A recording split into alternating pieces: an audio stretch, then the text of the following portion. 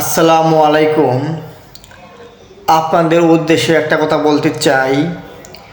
এই দুনিয়ায় যে পরিমাণে নাস্তিক বেড়ে চলেছে, মনে হয় এই দুনিয়াটা বেশি দিন আর টিকবে না। কারণ এই লোকটাকে দেখেন, ইসলামের বিরুদ্ধে কত কটূক্তি কথা বলছে। আল্লাহ তাকে হেদায়েত দান করুক। বিভিন্ন রকমের কথাবার্তা বলছে ইসলামের বিরোধীদের। বলছে যে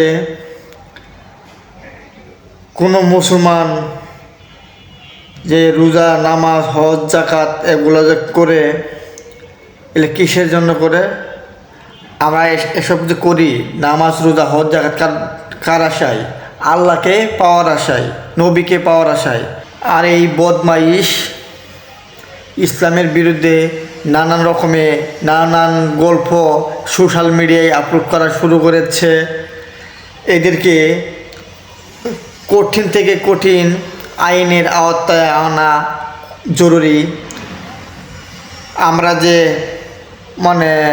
লোক কোনো না কোনো জায়গায় হঠাৎ করে অ্যাক্সিডেন্টে বা কার অ্যাক্সিডেন্টে পানিতে ডুবে বিভিন্ন রকমের অ্যাক্সিডেন্টে মারা যায়, সেই লোক বলছে যে সে কি পবিত্র হয়ে মরেছে না কোনো নাপাক শরীরে মরেছে, এরকম বিষয়ে কথাবার্তা বলছে। আল্লাহ তুমি একে হেদায়েত দান করো, যাতে সবাইকে এই দুনিয়ায় মিশ্রে মায়া দুনিয়া থেকে সবাইকে চলে যেতে হবে। সবাইকে বুঝ দান করো। আর যদি এই ভিডিও দেখে ভালো লেগে থাকে, অবশ্যই চ্যানেলটিকে সাবস্ক্রাইব করবেন। আর যদি ফেসবুক পেজ থেকে দেখে থাকেন, অবশ্যই একটি ফলো দিয়ে পাশে থাকবেন। আর জাস্ট এই নাস্তিকের কথাগুলো আমরা শুনতে থাকি, একে সামনে পাইলে বুঝিয়ে দিতাম যে এই দুনিয়া কতটা বড় জিনিস। তুই মুসলমানদের ইমান নিয়ে ছিনিবিনি করবি, আমাদের শরীরে রক্ত থাকতে এক ফোঁটাও আমরা সহ্য করব না। ভিডিওটি আপনারা সবাই দেখতে থাকুন। নামাজ পড়া কিটা আল্লাহর কাম, রোজা রাখা এটা আল্লাহর কাম, ওয়াজ করা কিটা আল্লাহর কাম। এটা হে ব্যস্তে যাইবার লাগে এইসব কাজ করতেছে। হে ব্যস্তে যাওয়ার জন্য এইসব কাজগুলা করতেছে। এটা একটাও আল্লাহর কাজ না, এটা হইলো নিজের কাম। নিজে কেমনে বেহেস্তে যাইবো, এই ব্যস্তে যাওয়ার জন্য এইসব কাজগুলা করতেছে। কোরআনের মধ্যে কইতাছে সূর্য উদয় হওয়ার সূর্য অস্ত হইতে তখন আকাশ থেকে বিরত থাকো। এই কথা যে কইল কোরআনে, আবার কইছে সমর্থ থাকলে চাইতে ব্যাকরণ আইলে রোজা থাকো। আচ্ছা, রোজার সাথে বিয়ার সম্পর্ক কি? আর এই যে কইল সূর্য উদয় হওয়ার থেকে সূর্য অস্ত পর্যন্ত ফানার্তি বিরত থাকো, তাইলে আচ্ছা এই সূর্য যে উঠছে, কেউ কইতে পারবো এই সূর্য ডুবে? কেউ কইতে পারবো এই সূর্য ডুবে? আমি তো দেখি এই সূর্য ডুবে না। এটা হচ্ছে আমাদের দেশে অন্ধকার হয়, আরেক দেশে ঠিক হয়ে আলো দ্বিতীয় আছে। আচ্ছা, এক দেশে কোনো সময় রাত হই না। এই দেশের এই কোরআনটা তো আইছে পুরা বিশ্বের মুসলমানদের জন্য না, খালি বাংলাদেশ আর সৌদি আরবের লাগি এই কোরআন আহে নাই, সারা বিশ্ব মুসলমানদের জন্য। তাইলে আচ্ছা একটা দেশ আছে নরা, এই দেশটার মধ্যে কোনো সময় রাত হয় না। এই দেশের মানুষ কেমনে নামাজটা করবো? ওয়াক্ত পাইব কই? জুহর পাইব কই? আসর পাইব কই? ফজর পাইব কই? মাগরিব পাইব কই? আর এরা যদি রোজাটা রাখে, রোজাটা রাখবো কিভাবে? রোজা যেটা রাখবো, এরা তো কোনো সময় রাইতই পাইতেছে না, কোনো সময় ফজরই পাইতেছে না। এই দেশের মানুষ কিভাবে রোজাটা রাখবো? তাইলে তখন কয় মাগরিবের টাইমে কিয়ামত হইব। আসলে মাগরিবের টাইমে আমি তখন আমি জিগাই যে কোন দেশের মাগরিবের টাইমে কিয়ামত হইব?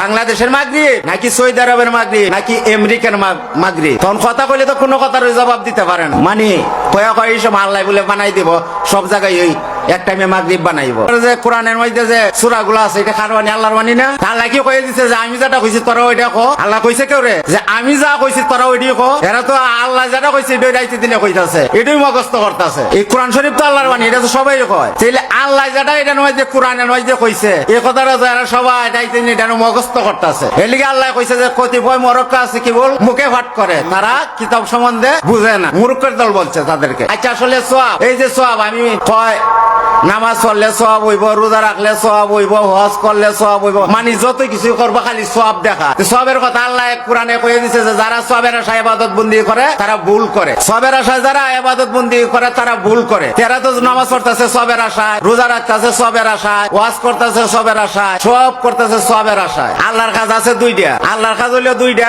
একটা হইলো মানুষকে তরিকা পথে দাওয়াত দেওয়া, আর একটা হইলো ক্ষুধার্ত ব্যক্তিকে পেট ভরায় ভাত খাওয়ানো। এই দুইটা কাজ হইলো আল্লাহর। আর বাহিরে সব বললো নিজের। মসজিদও কইতাছে যে আল্লাহর ঘর, আসলে তো এটা আল্লাহর ঘর না, এটা হইলো আল্লাহর ঘরের নমুনা। ওই যে কয় যে মসজিদে আল আকসা ফিলিস্তিনে আছে, এটা হইলো আসলে হইলো অরিজিনাল আল্লাহর ঘর, যেটা এটা নমুনা। তখন এরা কি কইতাছে এটাই আল্লাহর ঘর। আমি কদিন আগে দেখতেছি যে একটা মসজিদ মানে আতরি দিয়ে বাইরে ভাঙ্গা লাইতাছে, তখন আমি আল্লাহর ঘর মানুষে বাইরে ভাঙ্গা লাইতাছে।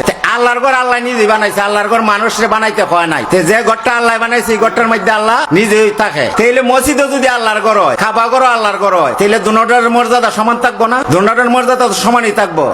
একটা কাবা ঘর যেটারে দেখে নাই আল্লাহর ঘর, এটারে হোমুখ দিতেছে, মানে এটারে সম্মুখে রাখতেছে, কিন্তু হাজার হাজার আল্লাহর ঘর পিছনে, মানে এটারে পিছে ফেলাইতেছে। আর কতটিরে ডাইনে রাখতেছে, কতটিরে বামে রাখতেছে আল্লাহর ঘর। আল্লাহ কি কয়ে দিছেন যে আমার একটা ঘরে তোরা ফুটকি দেখা, আর একটা ঘরে হোমুখ দেখা? আল্লাহ কি কথা কইছে যে আরেকটারে ডাইনে রাখ, আরেকটারে বামে রাখ? আল্লাহর ঘর যদি হয়ে থাকে, আল্লাহর ঘর তো সব আল্লাহর ঘর সমান মর্যাদা থাকবো। তাহলে একটারে হোমুখ দিল, আরেকটারে ভিজ দিল, আরেকটারে ডাইনে রাখলো, আরেকটারে বামে রাখলো, এটি যে করছে আসলে এরা কি করতে? এরা কি আসলে বুঝে যে আল্লাহর ঘর কোনটা? আবার কয় যে মা বাবার পাওয়ার নিচে জান্নাত, আবার কয় যে মা বাপ যখন বয়স হয়ে জায়গা, সন্তান বড় হয়ে জায়গা, এরা যখন জিভুতের বাপ কয় এরার পাওয়ার নিচে জান্নাত। এরা কইতেছে জান্নাত খালি পাওয়ার তোলা দা, সারা জীবন খালি দৌড়াইতে আছে, জান্নাতের কোনো আর স্থির নাই, এটা খালি দৌড়ের হয়ে আছে। আবার একটা ওয়াজ হইলে ওয়াজের ফ্যান্ডলে কয় কি হয় এদিক সেদিক না ঘুরা ফিরা কইরা আসেন জান্নাতের বাগান আয়া বসেন। তখন আমিও কই কিছু লোকরে কই এই তোরা জান্নাতের বাগান দেখছস নি? কর না। আমি কই যে ওয়াজের মৌলানা যে কইলো যে এদিক সেদিক ঘুরা ফিরা না কইরা আইসা জান্নাতের বাগানে বসেন, তাইলে কি কইলো এটা? তাইলে জান্নাতের বাগান আমরা দেখছি না? আর যদি এটা জান্নাতের বাগান না হইয়া থাকে তাইলে হ্যাঁ মিছা কথা কই। দুইটার একটা তো নিতে হইব, হয় মিছা কথা কইছে, না ওইটা আসলে এটা জান্নাতের বাগান। আমার আয়া বিক্রি করে সামান্য মূল্য তোমরা নিও না। এই যে নিতেছে তারাবি পড়াইলে একটু বেশি নামাজ পড়া 20 টাকা, ঈদের নামাজ পড়াইবো 20 টাকা, এই যে শুক্রবারে একটু নামাজ কয়েক রাকাত বেশি পড়া 8 টাকা, মানে এরা খালি টাকার রূপে পাগল, টাকা দিয়া খালি নামাজ পড়াইবো। আল্লাহ কি কোনো জায়গা কইছে যে টাকা লইয়া সেটা তোমার আমার ধর্ম করো? এরা এমন কাজ করতেছে।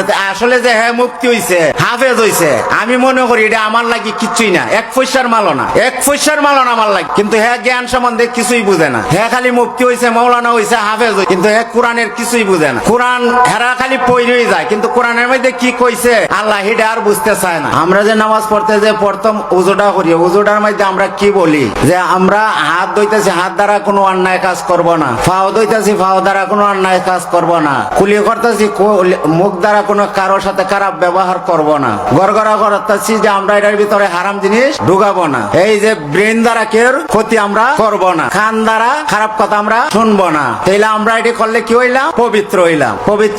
পবিত্র হওয়ার পরে আমরা কি করলাম? নামাজে গেলাম, নামাজে গিয়ে আলহামদু সূরা পাঠ করলাম। আলহামদু সূরার মধ্যে আমি কি কইলাম যে আমাদেরকে সরল সোজা পথ দেখাও, যাদেরকে পুরস্কৃত করিয়াছ তাদের পথে, যারা পথ বসো তাদের পথে নয়। তো এই যে আমি যে সকালে ফজরের নামাজ পড়লাম, নামাজ পড়ে সেটা কইলাম যে আমাদেরকে সরল সোজা পথ দেখাও, কিন্তু আমরা তো সরল সোজা ব্যক্তির কাছে যাই নাই। আমরা প্রতিদিন খালি বইলি আইতেছি যে দিনে 45 বার 47 বার বলতে আছি যে আমাদেরকে সরল সোজা পথ দেখাও, কিন্তু আমরা যাই না সরল ব্যক্তির কাছে, আমরা যাই না পথ প্রদর্শনকারী যা হের কাছে আমরা যাই না, বলতে আছি প্রতিদিন বলতে আছি।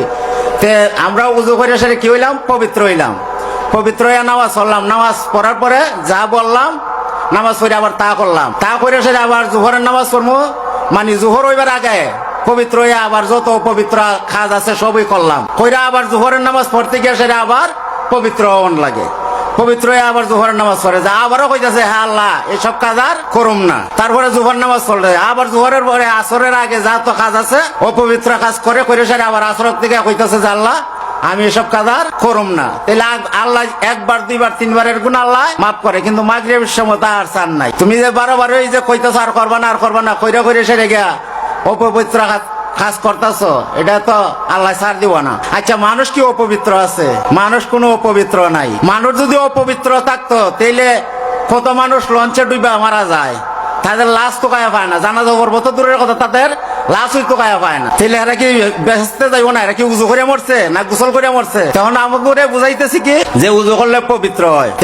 পবিত্র কি জিনিস তারা আসলেই বুঝে না যে পবিত্র কেমনে হওয়া লাগে। এটার মনে হয় এটার ভিতরে এই দেহের ভিতরে গু আছে, মুত আছে, এটারে এরা অপবিত্র মনে করতেছে। আচ্ছা আমি যদি একটা কিছুর ভিতরে দাগ না লাগাই, এটা 1000 বার পানি চোপা, এটা পবিত্র হইব? যেহেতু এটার ভিতরে না ভাগ আছে, তারা ফাঁক জিনিসটারে না ভাগ বানাইতেছে, পবিত্র জিনিসটারে অপবিত্র। মানে নাস্তিক বেড়ে গেছে, মনে হয় এই সুন্দর দুনিয়ায় আর বেশি দিন টিকবে না। টিকবে কেমনে? আলিমুলাদের জন্য বিভিন্ন প্রচারে বলছে এই দুনিয়া টিকে আছে কারোর সিলাই। কোনো কোনো জায়গায় আলিমুলারা আল্লাহর কাছে বলছে, আল্লাহ এই সুন্দর দুনিয়া ছেড়ে একদিন আমরা চলে যাব, যেদিন থেকে নামাজ রোজা হজ জাকাত বাদ দিব সেদিন থেকে আমরা দুনিয়া ছেড়ে চলে যাব। আর তোমার কাছে তো বড় কঠিন শাস্তি এবং কি সব কিছু তুমি রাখছো। কারোর জন্য রাখছো জান্নাত, কারোর জন্য রাখছো জাহান্নাম, কারোর জন্য সুখের একটু কবরেই শান্তি ব্যবস্থা তুমি করেছ। আর এরকম নাস্তিকে এই দুনিয়া থাকা তো দূরের কথা, একে সামনে নিয়ে এসে মৃত্যুদণ্ড দেওয়া দরকার। এরকম নাস্তিক কোথা থেকে যে এলে আসে আজে বাজে লোক সোশ্যাল মিডিয়ায় যে ক্যামেরা ভিডিও করতেছে, ওরা মনে হয়ে যায় ওই ক্যামেরাকে লোকটাকে যায় ওই লোকে কেন আপলোড করা হয়।